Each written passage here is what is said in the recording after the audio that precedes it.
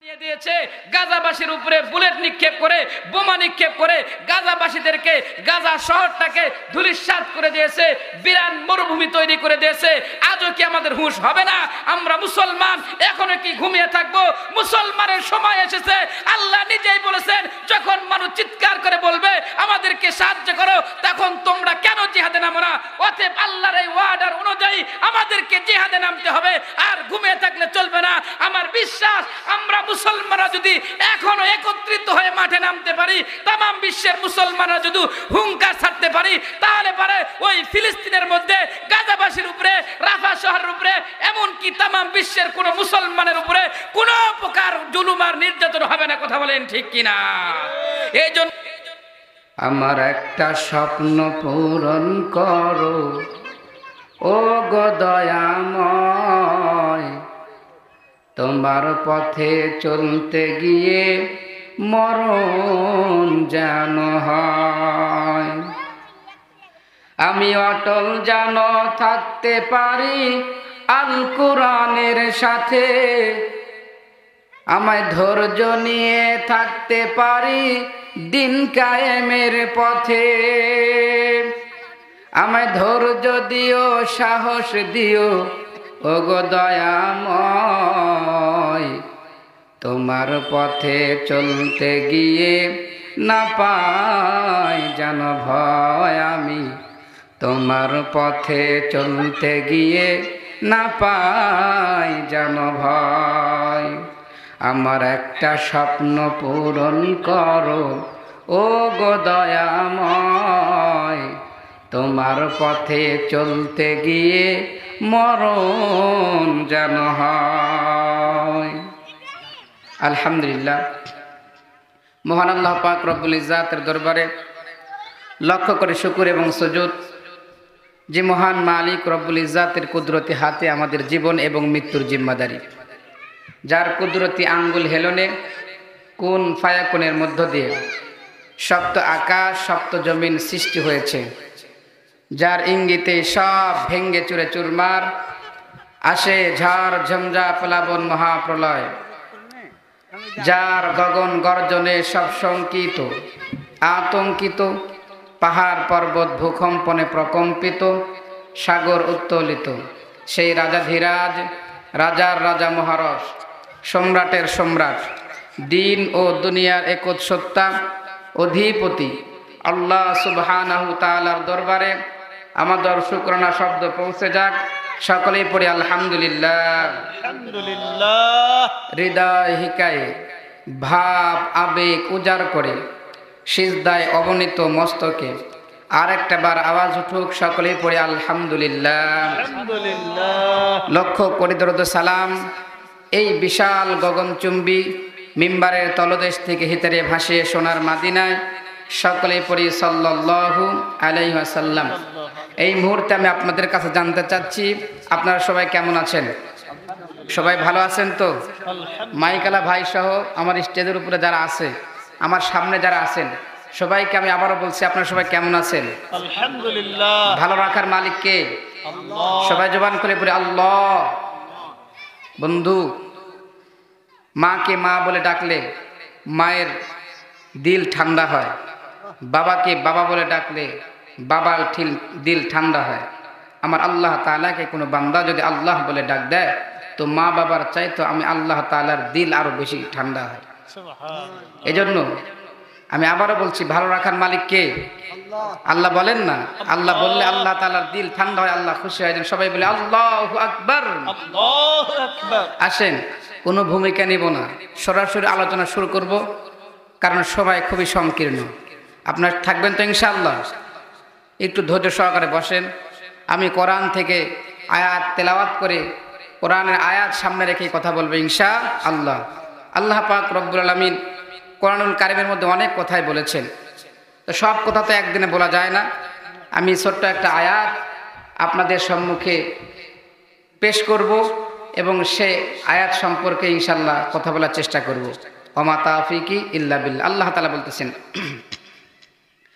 বিসমিল্লাহির রাহমানির রাহিম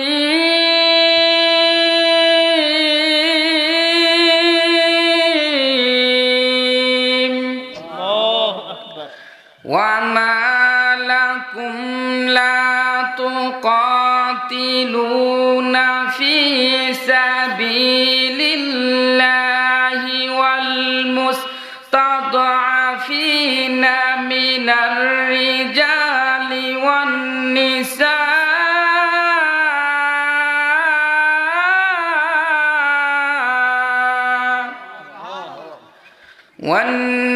والنساء والبلدان الذين يقولون ربنا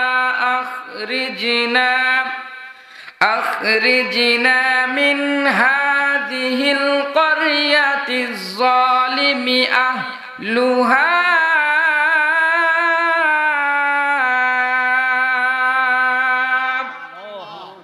واجعلنا من لدنك وليا واجعلنا من لدنك نصيرا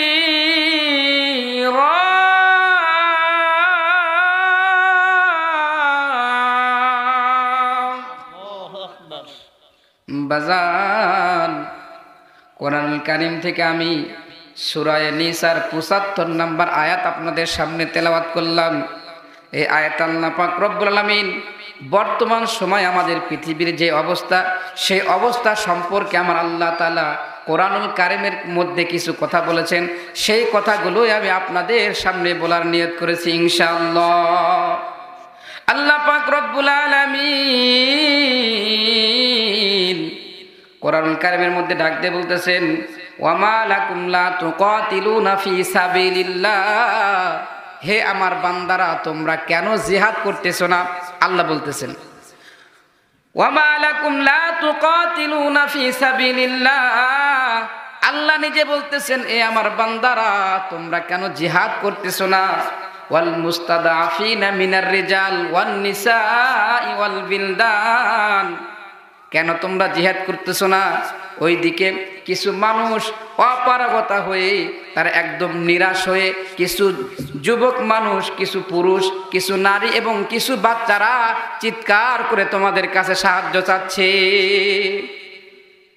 এরপর আল্লাহ তাআলা বললেন, আল্লাযীনা ইয়াকুলুনা রাব্বানা আখরিজনা মিন হাযিহিল ক্বরিয়াতি লিয-যালিমি আহলুহা, ওই সমস্ত নারী পুরুষ এবং বাচ্চারা চিৎকার মেরে ডাক দিয়ে বলতেছে, গো মালিক এই জায়গা থেকে আমাদেরকে নিয়ে যাও, কারণ এই জায়গার জালেমেরা আমাদের উপরে জুলুম করে। আল্লাহ তাআলা আরো বলতেছেন, ওয়াজআলনা মিন লাদুনকা ওয়ালিয়া, এবং ওই সমস্ত মানুষেরা বলতেছে যে আমাদের জন্য একজন পথ প্রদর্শক আমাদের জন্য পাঠিয়ে দেন, আমাদের একজন রাহবার পাঠিয়ে দেন, আমাদের একজন অভিভাবক পাঠিয়ে দেন। ওয়াজআলনা মিন লাদুনকা নাসীরা, এবং আমাদের জন্য একজন সাহায্যকারীকে আপনি পাঠিয়ে দিন। আমার তো মনে হয় আমি এতক্ষণ ধরে কোরআন থেকে যে কথাগুলো বললাম, আমার ফিলিস্তিনের ভাইয়েরা, আমার ফিলিস্তিনের বোনেরা এবং শিশু বাচ্চারা এই কথাগুলোই বলতেছে। কথা বলেন ঠিক কিনা? আল্লাহ তাআলা জানো এই আয়াতটা পড়ার পর আমি বুঝলাম যে আল্লাহ তাআলা জানো এই আয়াতটা এই বর্তমান সময়ের জন্য নাজিল করেছেন। কথা বলেন ঠিক কিনা? আল্লাহ তাআলা এই জন্য বললেন, ওয়ামা লাকুম লা তুকাতিলুনা ফি সাবিলিল্লাহ, হে ঈমানদাররা, হে আমার বান্দারা তোমরা কেন জিহাদ করতেছো না? কেন জিহাদ করতেছো না? আল্লাহ নিজেই বলতেছেন যে কেন তোমরা জিহাদ করতেছো না? এই সময় কিছু মানুষ অপারগতা হয়ে তারা আমাদের কাছে সাহায্য চাচ্ছে যে আল্লাহ আমাদের জন্য কোনো পথ প্রদর্শক আমাদের জন্য পাঠিয়ে দেন, অথবা আমাদের জন্য কোনো রাহবার পাঠিয়ে দেন, অথবা আমাদের জন্য কোনো সাহায্যকারী পাঠিয়ে দেন। আমার কথা হলো আল্লাহ তাআলা এখানে সাহায্যকারী পাঠানোর কথা বলেছেন। তারা চায় যে আমাদের জন্য সাহায্যকারী আসুক। অতএব আমরা মুসলমান, আমাদের কর্তব্য হলো ফিলিস্তিন এবং গাজাবাসী এবং রাফা শহরের মুসলমানদেরকে যেভাবে আমরা পারি না কেন তাদেরকে সাহায্য এবং সহযোগিতা করতে হবে। কথা বলেন ঠিক কিনা? আল্লাহ তাআলা নিজেই হুকুম দিলেন যে সময় মানুষেরা এরকম করে চিৎকার করবে তখন মানুষের জন্য জিহাদ করা ফরজ হয়ে যাবে। কথা বলেন ঠিক কিনা? আল্লাহ তাআলা অন্য আয়াতের মধ্যে বলেছেন, ইন্নাল্লাহা আশতারা মিনাল মুমিনিনা আনফুসাহুম ওয়া আমওয়ালাহুম বিআন্না লাহুমুল জান্নাহ। আল্লাহু আকবার বলেন। আমার আল্লাহ কোরআন শরীফের মধ্যে সূরা তাওবার 111 নম্বর আয়াতে ডাক দিয়ে বলতেছেন, আমি আল্লাহ তাআলা মুমিনদের কাছ থেকে তাদের মাল এবং তাদের জান আমি আল্লাহ তাআলা নিয়ে নিয়েছি এবং তার বিনিময়ে আমি আল্লাহ তাআলা তাদেরকে জান্নাত দিয়ে দিয়েছি। কিসের বিনিময়ে? মাল এবং জান, দুইটা জিনিস। মাল এবং জানের বিনিময়ে আল্লাহ তাআলা আমাদেরকে কি দিবেন? জান্নাত দিবেন। অতএব জান্নাত কামাই করতে হলে আল্লাহর রাস্তায় মাল সম্পদ ব্যয় করতে হবে এবং নিজের জীবনকেও ক্ষয় করতে হবে। কথা বলেন ঠিক কিনা? জীবন দেওয়ার অনেক কোয়ালিটি হতে পারে। সরাসরি জিহাদের ময়দানে জীবন দেওয়া হতে পারে। আমার জীবনের যে কোনো সময় বা আমার মানে শরীরের যে কোনো একটা অঙ্গ প্রত্যঙ্গের কোনো কাজও হতে পারে, যেমন শরীরের ঘাম দেওয়া, যেমন শরীরের রক্ত দেওয়া, এগুলো প্রয়োজন পড়তে পারে জিহাদের জন্য। এগুলো দাও তো আমি আল্লাহ তাআলা তোমাদের জন্য জান্নাতের বাজেট করে দেবো। জোরে কোন সুবহানাল্লাহ। এজন্য আমার বিশ্বাস ফিলিস্তিনের মুসলমানদের জন্য আল্লাহ তাআলা এই আয়াতের মধ্যে ইঙ্গিত করতেছে, এই দুনিয়ার মানুষেরা তোমরা কেন এখন পর্যন্ত তোমরা যুদ্ধের মধ্যে নামতেছো না? এখন কেন তোমরা বাড়িতে বসে আছো? এখনো কেন তোমরা ঘুমিয়ে আসো? ও মুসলমান বন্ধু শুনো, তামাম বিশ্বের ইহুদি খ্রিস্টান বেঈমানেরা আমাদের বিপক্ষে নেমে আমার মুসলিম ভাইদের উপরে জুলুম করতেছে, আমার মুসলিম ভাইদের উপরে বুলেট মারতেছে, আমার মুসলিম ভাইদের উপরে বোমা হামলা করতেছে। রাফা শহরের উপরে বোমা হামলা করে রাফা শহরটাকে ধূলিসাৎ করে দিয়েছে, বিরান মরুভূমি বানিয়ে দিয়েছে। গাজাবাসীর উপরে বুলেট নিক্ষেপ করে, বোমা নিক্ষেপ করে গাজাবাসীদেরকে, গাজা শহরটাকে ধূলিসাৎ করে দিয়েছে, বিরান মরুভূমি তৈরি করে দিয়েছে। আজও কি আমাদের হুঁশ হবে না? আমরা মুসলমান এখনো কি ঘুমিয়ে থাকবো? মুসলমানের সময় এসেছে। আল্লাহ নিজেই বলেছেন, যখন মানুষ চিৎকার করে বলবে আমাদেরকে সাহায্য করো, তখন তোমরা কেন জিহাদে নামো না? অতএব আল্লাহর এই ওয়ার্ডার অনুযায়ী আমাদেরকে জিহাদে নামতে হবে, আর ঘুমিয়ে থাকলে চলবে না। আমার বিশ্বাস আমরা মুসলমানরা যদি এখনো একত্রিত হয়ে মাঠে নামতে পারি, তামাম বিশ্বের মুসলমানরা যদি হুঙ্কার ছাড়তে পারি, তাহলে পারে ওই ফিলিস্তিনের মধ্যে গাজাবাসীর উপরে, রাফা শহরের উপরে, এমনকি তামাম বিশ্বের কোন মুসলমানের উপরে কোন প্রকার জুলুম আর নির্যাতন হবে না। কথা বলেন ঠিক কিনা? এই জন্য আমাদেরকে হুঁশিয়ার হতে হবে, সাবধান হতে হবে এবং আমাদেরকে দীপ্ত কণ্ঠে শপথ নিতে হবে। আমরা আর ঘুমিয়ে থাকতে চাই না, আমরা মুসলমান জাগ্রত হতে চাই। দরকার পড়লে পারে যুদ্ধের ময়দানে যেতে হবে, দরকার পড়লে শরীরের ঘাম আল্লাহর রাস্তা দিয়ে দিতে হবে, দরকার পড়লে নিজের রক্ত আল্লাহর রাস্তা দিয়ে দিতে হবে, দরকার পড়লে আমার জীবনটা আল্লাহর রাস্তা দিয়ে দিতে হবে, দরকার পড়লে আমার স্ত্রীকে বিধবা বানাইতে হবে, দরকার পড়লে আমার সন্তানকে এতিম করতে হবে। মনে রাখতে হবে, জান এবং মানের বিনিময়ে আল্লাহ তাআলা আমাদেরকে জান্নাত দিবেন এবং এই পৃথিবীর জমিনে আমাদের জন্য আল্লাহ তাআলা সফলতার পথ খুলে দেবেন এবং আমাদেরকে বিজয় দান করবেন। কথা বলেন ঠিক কিনা? এজন্য আমাদের বিশ্বাস, আমরা মুসলমানরা যদি এখনো একত্রিত হতে পারি তাহলে অবশ্যই আমাদের বিজয় আসবে। কথা বলেন ঠিক কিনা? মুসলমানরা যুগে যুগে বিজয় পেয়েছে অস্ত্রের বলে নয়, বোমার বলে নয়, বুলেটের বলে নয়। এগুলো ক্ষমতা দিয়ে মুসলমানরা বিজয় লাভ করে নাই। মুসলমানরা বিজয় লাভ করেছে একমাত্র তাদের ইমানি শক্তি আর আল্লাহর প্রতি ভরসা। কথা বলেন ঠিক কিনা? আপনি যেই দিকে তাকান না কেন, নবীদের ঘটনার দিকে তাকান, ওলিদের ঘটনার দিকে তাকান, সাহাবীদের ঘটনার দিকে তাকান, যেই দিকে তাকাবেন সেই দিকে আপনি দেখবেন এই দুইটা জিনিস। কোন সময় মুসলমানদের কাছে আপনার বিপুল ভাবে একদম স্বয়ং সম্পূর্ণ অস্ত্র ছিল না। ছিল হযরত ইব্রাহিম খলিলুল্লাহর দিকে আপনি তাকান, তাকায় দেখেন ইব্রাহিম খলিলুল্লাহ আল্লাহর পয়গম্বর যখন তিনি মাঠে নেমেছেন নমরুদের বিরুদ্ধে, ইব্রাহিম খলিলুল্লাহর কাছে কোনো অস্ত্রই ছিল না, নমরুদের বাহিনীর কাছে সমস্ত অস্ত্র ছিল। আমার আল্লাহ তাআলা নমরুদ যখন মাঠে নেমেছে তখন ইব্রাহিম আলাইহিস সালামকে আল্লাহ সাহায্য করেছে, অস্ত্র ছাড়াও আল্লাহ তাআলা বিজয় দিয়ে দিয়েছেন। কথা বলেন ঠিক কিনা? এরপর আপনি তাকান, হযরত মূসা আলাইহিস সালামের লোক সংখ্যা কম ছিল, অস্ত্র কম ছিল, এরপরে মাঠে নেমেছে, আমার আল্লাহ তাআলা সাহায্য দিয়েছে। এর কারণ হলো তাদের ঈমান দীপ্ত ছিল। কথা বলেন ঠিক কিনা? এরপর আপনি তাকিয়ে দেখেন আমাদের নবীদের দিকে, জনাবি মুহাম্মদ রাসূলুল্লাহ সাল্লাল্লাহু আলাইহি সাল্লামের জীবদ্দশায় যেগুলো জিহাদ ঘটেছে, যেগুলো জিহাদের মধ্যে আল্লাহ তাআলা বিজয় দিয়েছেন, প্রত্যেকটা জিহাদে দেখবেন যে লোক সংখ্যা কম ছিল, অস্ত্র কম ছিল, কিন্তু সাহাবীদের ঈমান ছিল বলিষ্ঠ। কথা বলেন ঠিক কিনা? অগাধ ঈমান এবং আল্লাহর প্রতি বিশ্বাসের কারণে আমার আল্লাহ তাআলার পক্ষ থেকে সাহায্য এসেছে, তখনই বিজয় হবে। অতএব আমরা মুসলমানরা আমাদের ঈমানকে বৃদ্ধি করতে হবে, ঈমানের তাগিদে মাঠে নামতে হবে। এই চিন্তা করলে হবে না যে কবে আমাদের শক্তি আসবে, সেদিন আমরা অস্ত্র নিয়ে নামবো, সেদিন আমরা বুলেট নিয়ে নামবো, সেদিন আমরা বোমা নিয়ে নামবো, সেদিন আমরা উড়োপ্লেন দিয়ে তাদের উপরে হামলা করব। এমনটা নয়। মুসলমানদের হাতিয়ার হলো, এক নাম্বার হলো আল্লাহর প্রতি ভরসা আর ঈমান। এই আল্লাহর প্রতি ভরসা আর ঈমান নিয়ে যদি আমরা মাঠে নামি, আল্লাহর পক্ষ থেকে যখন সাহায্য আসবে তখনই কেবলমাত্র মুসলমানদের বিজয় হবে। কথা বলেন ঠিক কিনা? এই জন্য আল্লাহর সাহায্য পেতে হলে আমাদেরকে মাঠে নামার দরকার আছে না নাই? অনেক ভাই আজকে বাইর হয়েছে, অনেক ভাই ফেসবুকের মধ্যে দেখলাম, ইউটিউবের মধ্যে দেখলাম বক্তব্য দিচ্ছে, আমাদের অস্ত্র নাই, কিছু নাই, হুদায় ওদের সাথে লাগতে যাবো কিসে, এরকম আছে না নাই?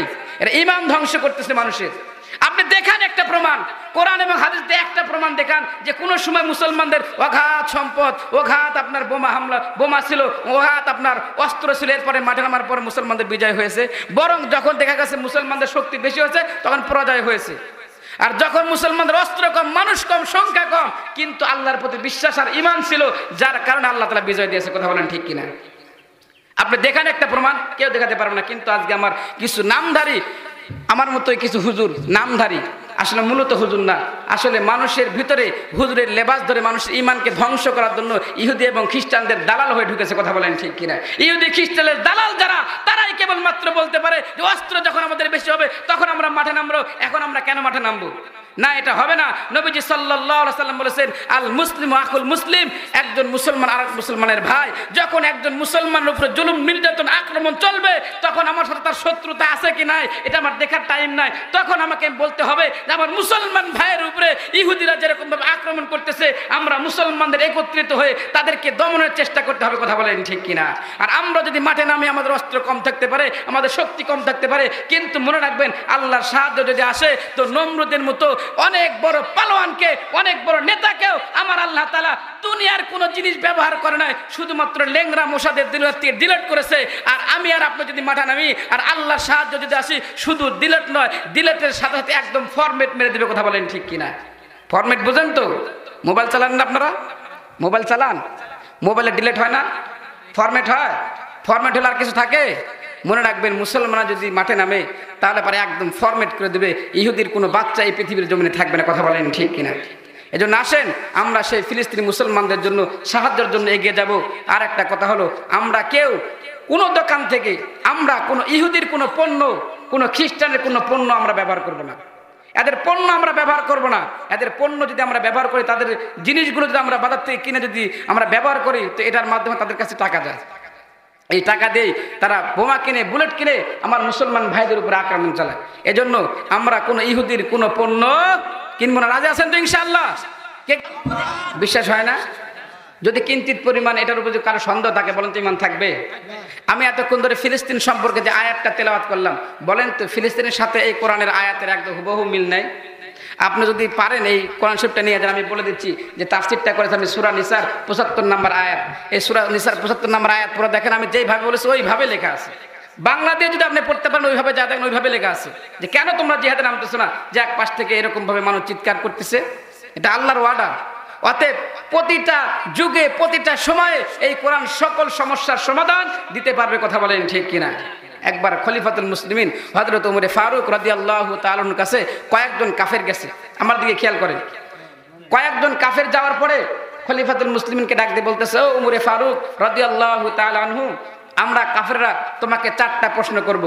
আমরা শুনেছি তোমাদের কোরআন নাকি সব প্রশ্নের উত্তর দিতে পারে, তোমাদের কোরআন নাকি সকল সমস্যার সমাধান করতে পারে। অতএব আমরা তোমাকে 4টা প্রশ্ন করব। তুমি যদি এই 4টা প্রশ্নের উত্তর তোমাদের কোরআন থেকে দিতে পারো, তাহলে আমরা কাফেররা তোমার হাতে হাত দিয়ে কালেমার মালা গলায় পরে আমরা মুসলমান হয়ে যাব। সুবহানাল্লাহ বলে।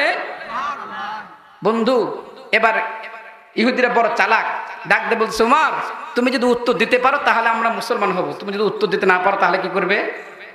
বলতেছে, আমি যদি উত্তর দিতে না পারি তাহলে আমি বলতেছি যেই প্রশ্নের উত্তর কোরআনে নাই, আর আমি যদি উত্তর দিতে না পারি তাহলে আমি ওমর, আমি কাফের হয়ে যাব। নাউজুবিল্লাহ পড়েন। কাফেররা প্রশ্ন করেছে, এই প্রশ্ন তারা আগে বাড়ি থেকে ঠিক করে নিয়েছে, এমন কঠিন প্রশ্ন ঠিক করে নিয়েছে যেন ওমর কেন ওমরে বাপ উঠে আসলেও যেন উত্তর দিতে না পারে। বন্ধুরে আমার, গভীর মনোযোগ দিয়ে শুনেন।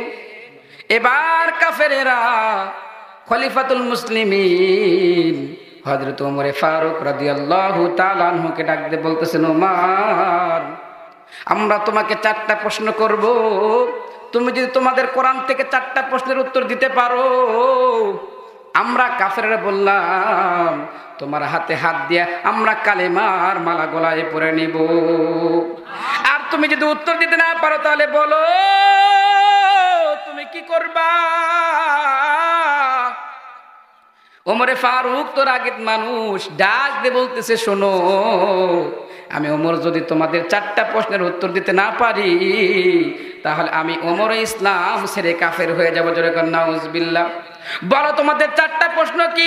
এবার ইহুদিরা ডাক দিয়ে বলতেছে, কাফেররা ডাক দিয়ে বলতেছে ওমর শোনো, আমাদের 1 নাম্বার প্রশ্ন হলো এই পৃথিবীর জমিনে এমন দুই ভাই ছিল, এমন 2 ভাই ছিল যে 2 ভাই একসাথে জন্মগ্রহণ করেছে, একসাথে মৃত্যুবরণ করেছে, একসাথে জন্মগ্রহণ করেছে, একসাথে মৃত্যুবরণ করেছে, কিন্তু কিতাব বলে, ইতিহাস বলে ওই 2 ভাই একজনের চাইতে আরেকজন 100 বছরের বড় ছিল। আমাদের 2 নাম্বার প্রশ্ন হলো এই পৃথিবীর জমিনে এমন কোন জায়গা আছে যে জায়গাতে সূর্যের আলো শুধুমাত্র একবার পড়েছে আর কোনোদিন সূর্যের আলো পড়ে নাই, ওই জায়গা সম্পর্কে আমাদেরকে বলে দিতে হবে। আমাদের 3 নাম্বার প্রশ্ন হলো এই পৃথিবীর জমিনে এমন কোন কবর ছিল যে কবরটা ছিল জীবিত। জোরে কোন সুবহানাল্লাহ। আরো বড় আশ্চর্যের বিষয়, ওই কবরের মধ্যে যে লাশটা ছিল সেই লাশটা ছিল জীবিত। বড় আশ্চর্যের বিষয় হলো ওই জীবিত কবর, জীবিত লাশটাকে নিয়ে পৃথিবীর জমিনে চলাফেরা করেছে। সেই লাশ এবং সেই কবর সম্পর্কে আমাদেরকে বলে দিতে হবে। আমাদের 4 নাম্বার প্রশ্ন হলো খলিফাতুল মুসলিমিন, আমাদেরকে বলতে হবে এই পৃথিবীর জমিনে এমন কোন কারাগার আছে, এমন কোন জেলখানা আছে যে জেলখানার মধ্যে বাহির থেকে মানুষকে কোনো খাবার দেওয়া যায় না। এবং বড় আশ্চর্যের বিষয় হলো জেলখানার মধ্যে নিঃশ্বাস নেওয়াও যায় না, ফালানো যায় না, নিঃশ্বাস নেওয়াও যায় না, ফালানো যায় না। কিন্তু বড় আশ্চর্যের বিষয় ওই জেলখানার মধ্যে মানুষ জীবিত থাকে। জোরে কোন সুবহানাল্লাহ। ওটা কোন জেলখানা আমাদেরকে বলতে হবে। বন্ধুরে আমার, যেই মাত্র ইহুদিরা 4টা প্রশ্ন করছে খলিফাতুল মুসলিমিন হযরত ওমরের মাথা ঘুরে গেছে। আপনারা একটু বলেন তো, যে প্রশ্ন 4টা করছে এই 4টা প্রশ্ন কি সহজ না কঠিন? সহজ বলে, সহজ না কঠিন? সহজ না? কোরআনের কাছে সহজ, তাই না? কোরআনের কাছে সহজ, কোরআনের মধ্যে আছে। কিন্তু আমরা যারা শুনলাম আমরা বুঝতেছি কেমন কঠিন। কথা বলেন ঠিক কিনা? কঠিন থেকে কঠিন। কারণ কাফেররা বাইরে থেকে প্রশ্ন সাদা নিয়েছে মুসলমান হওয়ার জন্য না, বরং ওমরকে কাফের বানানোর জন্য। কথা বলেন ঠিক কিনা? এ বন্ধু, কয়টা প্রশ্ন করছে তাহলে? 4টা প্রশ্ন করছে। প্রশ্ন করার সাথে সাথে খলিফাতুল মুসলিমিন হযরত ওমরের মাথা ঘুরে গেছে। 4টা প্রশ্ন করছে। 1 নাম্বার, এই পৃথিবীর জমিনে এমন কোন 2 ভাই ছিল যে 2 ভাই একসাথে জন্মগ্রহণ করেছে, একসাথে মৃত্যুবরণ করেছে, কিন্তু কিতাব বলে, ইতিহাস বলে তারা 2 ভাই একজনের চাইতে আরেকজন 100 বছরের বড়। 2 নাম্বার প্রশ্ন করছে। 2 নাম্বার প্রশ্ন করছে এই পৃথিবীর জমিনে এমন কোন জায়গা ছিল যেই জায়গাতে সূর্যের আলো শুধুমাত্র একবার পড়েছে আর কোনোদিন সূর্যের আলো পড়ে নাই। 3 নাম্বার প্রশ্ন করছে এই পৃথিবীর জমিনে এমন কোন কবর ছিল যে কবরটা জীবিত এবং কবরের মধ্যে লাশটা ছিল, লাশটা জীবিত। বড় আশ্চর্যের বিষয়, জীবিত কবর, জীবিত লাশটাকে নিয়ে পৃথিবীর জমিনে চলাফেরা করেছে। সুবহানাল্লাহ পড়েন। এরপরে 4 নাম্বার প্রশ্ন করছে এই পৃথিবীর জমিনে এমন কোন কারাগার, এমন কোন জেলখানা যে জেলখানার মধ্যে মানুষকে বাহির থেকে কোনো খাবার দেওয়া যায় না এবং সে ওই জেলখানার মধ্যে, ওই কারাগারের মধ্যে নিঃশ্বাস নিতেও পারে না, ফালাইতেও পারে না। কিন্তু বড় আশ্চর্যের বিষয় হলো ওই জেলখানার মধ্যে মানুষ থাকে জীবিত। জোরে কোন সুবহানাল্লাহ। এই 4টা প্রশ্নকে আপনারা শুনবেন তো ইনশাআল্লাহ? শুনবেন তো ইনশাআল্লাহ? বলে দেবেন ইনশাআল্লাহ? যদি একটু সময় বেশি লাগে দেবেন তো ইনশাআল্লাহ?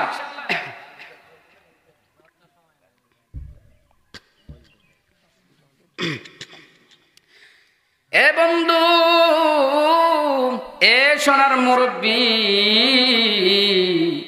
এ আমার পর্দার আল্লাহর মা গো, এ আমার বোনেরা, একটু দিলটা লাগায় দেন, কানটা খাড়া করে শোনেন। আমি কিন্তু 4টা প্রশ্ন করেছি। আমি আশা করি ইনশাআল্লাহ 4টা প্রশ্নের উত্তর দেওয়ার চেষ্টা করব। ওমা তাওফিকি ইল্লা বিল্লাহ।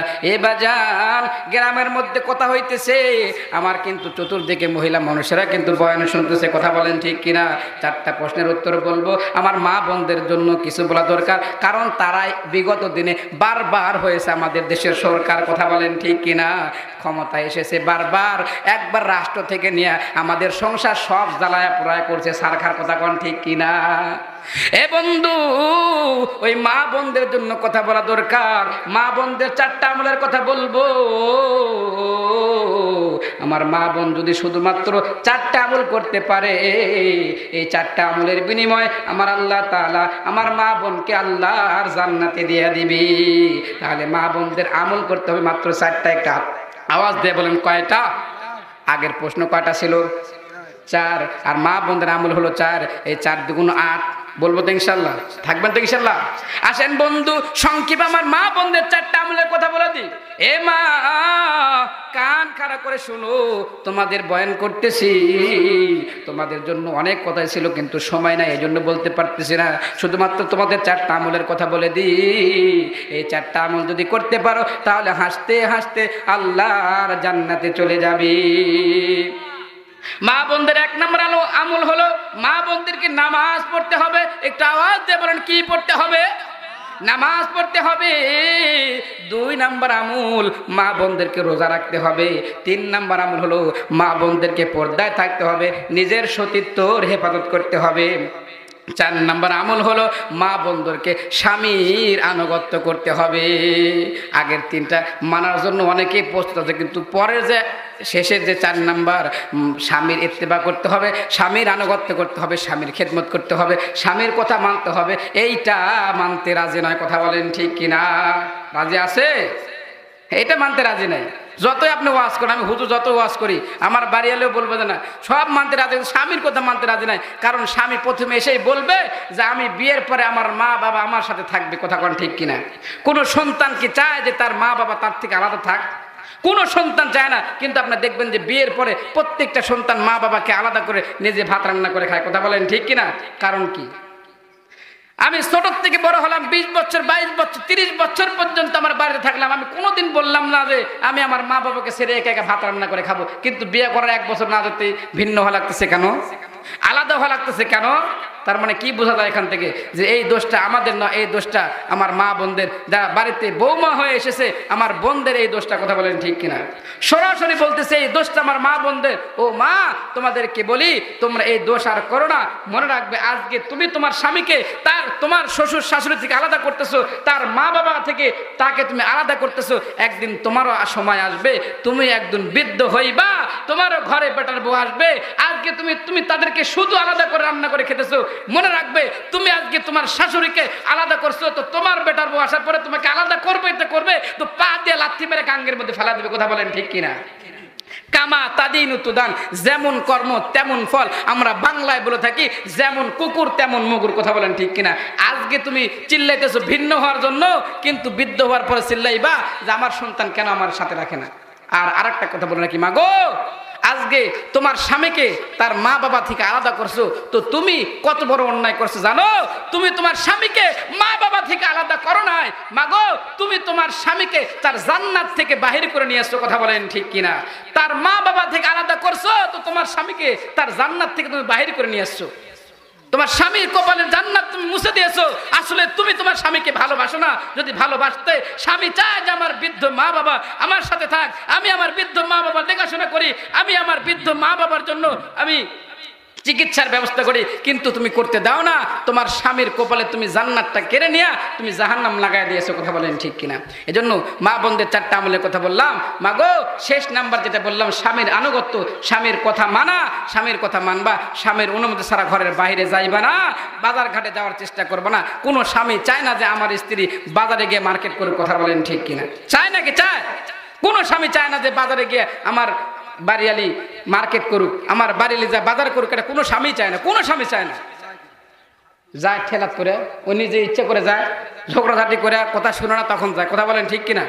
নিজের ইচ্ছা করে যায়, কিন্তু স্বামী চায় না। স্বামী বাধা দিলেও মানা না, তাই পাঠান লাগে। কথা বলেন ঠিক কিনা?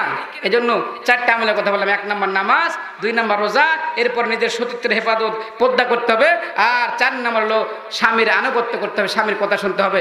আল্লাহ তাআলা আমাদের সকলকে এই কথাগুলো বুঝে শুনে, আমার মা বোনদেরকে বুঝে শুনে, এবং আমাদেরকেও আমাদের যেগুলো আমলের কথা আছে সেগুলো আমল করা তাওফিক দান করে। সকলে বলি আল্লাহুম্মা আমিন। আমার সময় শেষ হয়ে গেছে, বুঝছেন? শুনে শুনে শুনে আরো যেহেতু বক্তা আরো আসছে বুঝছেন, চুপ। এই সময় খুব সংকীর্ণ হয়ে গেছে। আমি মানে আগে বলেও না যে কয়টা পর্যন্ত চালানো লাগবে, তো আমি বয়ান করতেছিলাম যে ততক্ষণ পর্যন্ত চলে, হয়তো আর একটু সময় হলে বলতে পারতাম। যাই হোক, যতটুকু বলেছে আল্লাহ তাআলা তৌফিক দান করুক। সামনে যদি কোনদিন সুযোগ হয় ইনশাআল্লাহ বলে দিব। ওয়া মা তাওফিক ইল্লা বিল্লাহ ওয়া আখিরু দাওয়ানা আলহামদুলিল্লাহি রাব্বিল আলামিন। আসসালামু আলাইকুম ওয়া রাহমাতুল্লাহি।